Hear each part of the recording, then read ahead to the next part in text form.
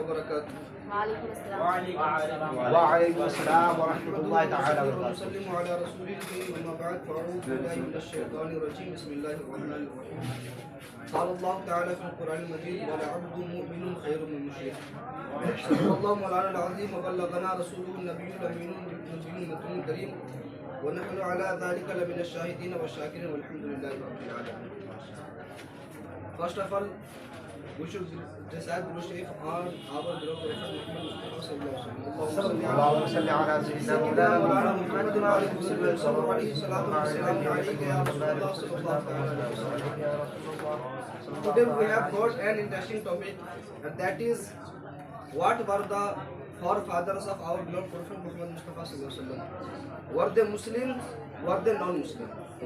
From Hazrat Abdullah to Hazrat Adam alayhi salam, from Hazrat Amina to Hazrat Hawa radiyallahu ta'ala. What were they? Were they believer or non-believer? So, inshallah, I will prove in front of you that all forefathers of our beloved Prophet Muhammad Mustafa alayhi salam were they Muslim.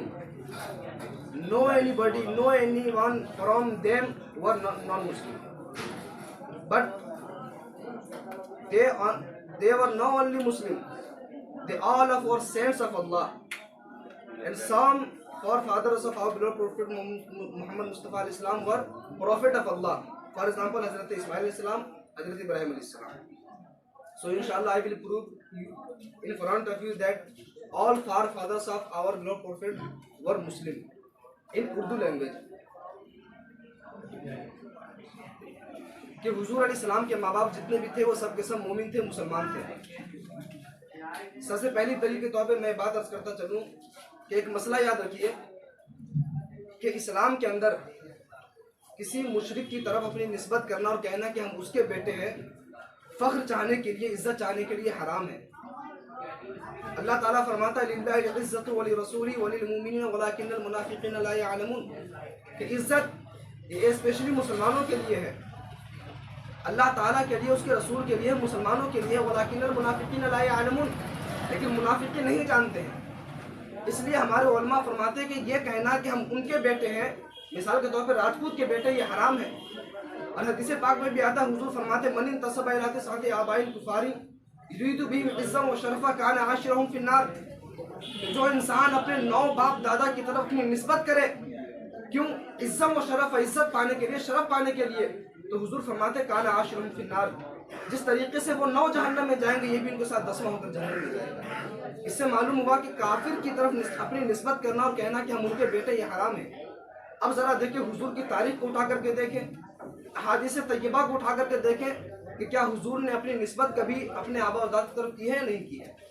تو ہم نے پایا کہ غزوہ حنین کے موقع پر تھوڑی سی دیر کے لیے جب صحابہ کرام کو ظاہری طور پر صحابہ کرام مغلوب ہونے لگے, ادھر سے ادھر بکھرنے لگے, ادھر سے ادھر جانے لگے, تو ایسے عالم میں حضور علیہ السلام نے فخر کے طور پر فرمایا انا النبی لا کذب انا ابن عبد المطلب لا کذب, اے لوگوں سنو, میں اللہ کا پروفیٹ ہوں, میں اللہ کا نبی ہوں, اس میں کوئی جھوٹ کی بات نہیں ہے, اور میں عبد المطلب کا بیٹا ہوں, اس میں کوئی جھوٹ کی بات نہیں ہے. حضور نے اپنی نسبت عبد المطلب کی طرف کی, تو حضور کا عبد المطلب کی نسبت کرنا اس بات کی دلیل ہے کہ حضور کے دادا عبد المطلب مسلمان تھے. یس. سیکنڈ دلیل حدیث پاک میں آتا ہے, حضور علیہ السلام ارشاد فرماتے بعثت من خیر القرون بنی آدم قرنا فقرنا حتی کنت من القرن الذی کنت من.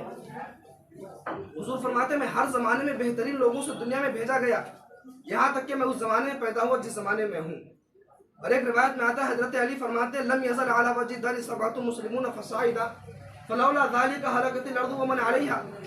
فرماتے کہ ہر زمانے میں کم سے کم 7 یا اس سے زیادہ مسلمان دروئے زمین پر ضرور رہے. کیوں؟ اس لیے کہ اگر یہ 7 مسلمان نہ ہو تو دنیا ہلاک و برباد ہو جائے گی, دنیا تباہ و برباد ہو جائے گی. اور حضرت عبداللہ ابن عباس فرماتے ہیں کہ ما خلت الارض من بعد نوح من 7 يدفع الله بهم عن اهل الارض. فرماتے کہ حضرت نوح علیہ السلام کے بعد روئے زمین کبھی بھی ان 7 لوگوں سے خالی نہ ہوئی کہ جن کے ذریعے اللہ تعالیٰ اہل زمین سے, جن کے وسیلے سے اللہ تعالیٰ عذاب کو دور فرماتا ہے. ان احادیث سے معلوم ہوا کہ ہر زمانے میں کم سے کم 7 مسلمان ضرور رہے. اور حضور فرما رہے کہ ہر زمانے بہترین لوگوں میں بھیجا گیا, خیر لوگوں میں بھیجا گیا. اب کیا کسی کافر کو خیر کہنا جائز ہے؟ تو اللہ تعالیٰ فرماتا ہے وَلَعَبْدُ مُؤْمِنٌ خَيْرٌ مِّن مُشْرِكٍ کہ مسلمان بندہ مسلمان سروینٹ بیٹر دین کافر، مسلمان بندہ یہ کافر سے بہتر ہے، اس سے معلوم ہوا کہ کسی کافر کو خیر کہنا بہتر نہیں۔ جب حضور علیہ السلام اپنے فور فادرز کے لیے، اپنے باپ دادا حضرات کے لیے خیر کا لفظ استعمال فرما رہے ہیں تو اس بات کی دلیل ہے کہ حضور کے ماں باپ سب کے سب مسلمان تھے۔ تیسری دلیل، اللہ تبارک و تعالی ارشاد فرماتا ہے وَلَسَوْفَ يُعْطِيكَ رَبُّكَ فَتَرْضَىٰ، اے نبی ہم تمہیں اتنا عطا کریں گے کہ تم راضی ہو جاؤ گے، اے نبی ہم تمہیں اتنا دیں گے کہ تم راضی ہو جاؤ گے۔ اس سے حضور علیہ الصلوۃ والتسلیم کی اللہ تبارک و تعالیٰ کی بارگاہ میں قربت کا پتہ چلتا ہے کہ حضور علیہ السلام اللہ تعالیٰ کی بارگاہ میں کتنے قریب ہیں۔ اور یہ مسئلہ بھی بالکل واضح طور پر ثابت ہے حدیث طیبہ کی روشنی میں، حدیث طیبہ کی روشنی میں یہ مسئلہ ثابت ہے حضرت کہ ابو طالب کا خاتمہ کفر پر ہوا تھا، بالکل حدیث سے ثابت ہے۔ حدیث پاک میں آتا ہے حضور علیہ السلام ارشاد فرماتے لولا انا لکان فی الدرک الاسفل من النار، کہ اگر میں نہ ہوتا تو ابو طالب جہنم کے نچلے طبقے میں ہوتے، یعنی ابو طالب جہنم کے سب سے نچلے طبقے میں چلے گئے تھے۔ لیکن ہم پوچھتے ہیں کہ ابو طالب کو اللہ تعالیٰ نے جہنم کے نچلے طبقے سے اوپر والے طبقے پر لے کر کے آیا، آخر اس کی وجہ کیا ہے؟ کیا اس کی وجہ یہ ہے کہ ابو طالب نے حضور کی خدمت کی، یا اس کی وجہ یہ ہے کہ حضور کو ابو طالب سے فطری محبت تھی؟ اگر یہ مانا جائے کہ ابو طالب نے حضور کی خدمت کی، اس وجہ سے ابو طالب جہنم سے نچلے طبقے سے اوپر والے طبقے پر آئے، تو یہ وجہ قابل قبول نہیں۔ کیوں؟ اس لیے کہ اگر ان کا عمل قابل قبول ہوتا اللہ تعالیٰ کی بارگاہ میں تو وہ پہلے جہنم کے نچلے طبقے میں نہیں گئے ہوتے، وہ جہنم کے پہلے نچلے طبقے میں گئے، اس کے بعد اوپر آئے۔ یہ اس بات کی دلیل ہے کہ ابو طالب سے حضور کو فطری محبت تھی، جس طرح انسان کو اپنے چچا سے فطری محبت ہوتی ہے، باپ سے فطری محبت ہوتی ہے، ایسی فطری محبت تھی حضور کو ابو طالب سے۔ تو اس وجہ سے ابو طالب کو اللہ تبارک و تعالیٰ نے جہنم کے نچلے طبقے سے اوپر والے طبقے میں لے کر کے آیا۔ لیکن جو فطری محبت ابو طالب سے حضور کو تھی، وہ فطری محبت اس سے کہیں زیادہ حضور کے والدین کے لیے تھی۔ اگر یہی معاملہ ہوتا تو حضور کے والدین کے لیے بھی حدیث میں آتا کہ جہنم کے نچلے طبقے میں تھے، میں وہ اوپر والے طبقے میں لے کر کے آیا۔ یہ حدیث میں نہ آنا بھی اس بات کی دلیل ہے کہ حضور کے ماں باپ سب کے سب مسلمان تھے۔ یہ تین دلیلیں ہوئی۔ میں آخری بات عرض کرتا چلوں، آخری بات کہ جس نے حضور کی خدمت کی، جس نے حضور کی خدمت کی، سب کے سب بعد میں صحابی ہوئے، جنتی مسلمان ہوئے۔ اور ایگزامپل حضرت حلیمہ سعدیہ رضی اللہ تعالی عنہ، انہوں نے حضور کی خدمت کی، بعد میں صحابیہ ہوئی۔ حضرت عبداللہ ابن حارث سعدی، یہ حضور کے رضائی بھائی تھے، یہ بھی بعد میں صحابی ہوئے۔ جس کو حضور سے نسبت بھی، سب کے سب مسلمان ہوئے۔ ایک مرتبہ حضور علیہ السلام کو حضرت حلیمہ سعدیہ لے کر کے جا رہی تھی، تو 3 عورتیں تھیں۔ ان 3 عورتوں نے، کبھی ایسا ہوتا ہے کہ چھوٹا بچہ ہو تو فرط محبت میں، زیادہ محبت کی وجہ سے ہم اس کو چوم لیا کرتے ہیں، ایسے ان 3 عورتوں نے حضور علیہ السلام کو فرط محبت میں چوما اور حضور علیہ السلام کو دودھ پلایا۔ اس کا شرف یہ ملا کہ جب حضور نے بعد میں اپنی نبوت کا اناؤنس کیا، اپنی نبوت کا اعلان کیا، تو ان ساری کی ساری عورتیں مسلمان ہو گئی۔